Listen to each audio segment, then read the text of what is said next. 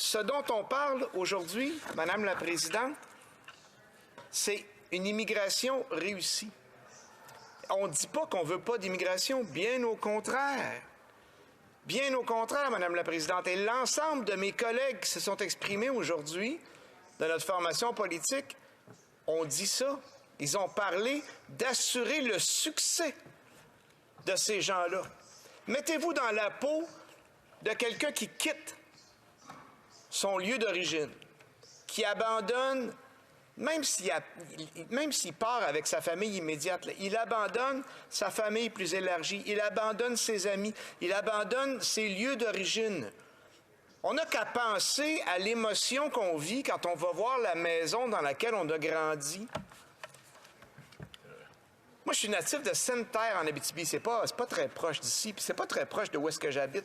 Je passe pas souvent, mais toutes les fois, Madame la Présidente, que je passe à Sainte-Terre en Abitibi, j'arrête en avant de la maison.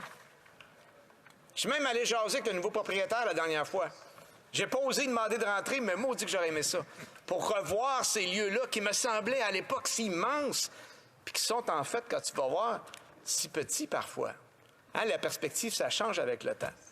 Je m'écarte un peu du sujet, mais je vous parle de l'émotivité puis du lien d'appartenance avec les endroits. Quand des gens renoncent à ça, il y a des raisons, Madame la Présidente. Et le plus souvent qu'autrement, ces gens-là le font pas tant pour eux-mêmes, parce qu'ils savent que ce ne sera pas nécessairement facile, qu'ils vous abandonnent un patrimoine, ils abandonnent une richesse qu'ils ont accumulée, ils abandonnent des lieux physiques qui peut-être leur appartenaient. Ils le font souvent pour la génération suivante.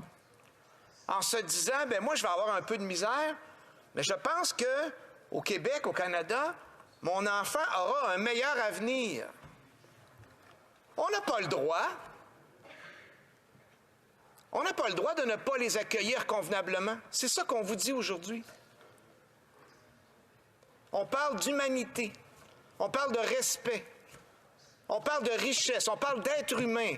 Un immigrant qui arrive au Québec, au Canada, bien sûr que ça va être un travailleur. On l'espère tous. Mais ce n'est pas que ça. C'est un citoyen. On veut que cette personne-là s'intègre à la société, participe avec nous, vienne enrichir notre bagage collectif. Vous savez, Madame la Présidente, le Québec est une des sociétés les plus métissées au monde. On ne le nomme pas suffisamment souvent en cette Chambre. D'une richesse incroyable. Des apports des gens qui sont arrivés au fil des générations, des gens qui étaient là avant que les premiers Européens arrivent. Je parle des Premières Nations. On commence. Heureusement, on est en rattrapage là-dessus quand on parle de réconciliation. On a beaucoup de travail à faire, mais il y a une richesse là dont nous devons nous abreuver puis travailler avec eux. Puis les générations, que ce soit les vagues d'immigration irlandaise ou tout autre, les Britanniques, les gens qui sont venus et qu'au fil des générations, bien, on se mélange, on se métisse, on se partage notre patrimoine culturel. C'est ça qu'on veut. C'est ça la grande différence, dans le fond, entre le multiculturalisme canadien et l'interculturalisme québécois. Où nous, on veut accepter des individus avec leur pleine richesse, mais vivre avec eux, pas à côté d'eux, chacun dans son ghetto. C'est incroyable la différence de perception qu'on peut avoir, Madame la Présidente. Alors, je vais vous confier une émotion. J'ai été blessé quelquefois aujourd'hui d'entendre des députés du gouvernement dire, là, je rappelle aux députés du Bloc québécois que nous avons besoin d'immigration. Bien sûr, on a besoin d'immigration. On n'a jamais dit qu'on n'avait pas besoin d'immigration. On le dit toute la journée qu'on a besoin d'immigration. On veut prendre soin d'eux. On veut que ce soit des citoyens égaux à nous. Il est là tout le débat de la journée. On veut faire les choses comme il faut, en fait. Ça, c'est quelque chose que le gouvernement libéral a beaucoup de difficultés à faire. Madame la Présidente. On est avec un gouvernement qui fait des belles annonces sur les apparences, puis qui ne livre pas 2 fois sur 3. Il ne livre pas 2 fois sur 3, Madame la Présidente. Donc là, on va dire, le Canada est un grand pays accueillant, venez-vous-en, venez-vous-en. Puis quand vous allez arriver, vous n'avez pas de place, vous allez être dans la rue. Mais ça, on n'en parlera pas dans la prochaine annonce. Ce qu'on a dit, c'est qu'on était merveilleusement accueillants et généreux.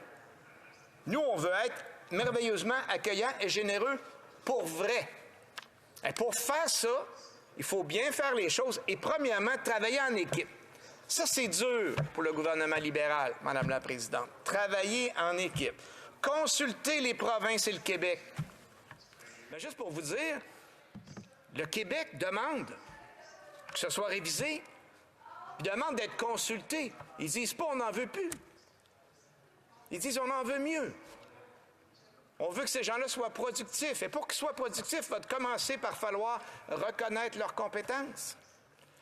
Commencer par leur donner l'occasion d'intégrer la société dans laquelle ils arrivent. Si un immigrant arrive au Québec, puis il n'a pas accès à la francisation, Madame la Présidente, dans mon comté de Berthier-Masquinongé, à 99% francophone, si j'accueille un immigrant à Louisville, puis je ne donne pas de cours de français, je suis un hypocrite.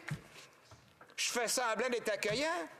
Je veux le faire travailler dans mon entreprise à bas salaire puis l'utiliser. C'est pas ça qu'on veut. Bien sûr, on veut qu'il travaille.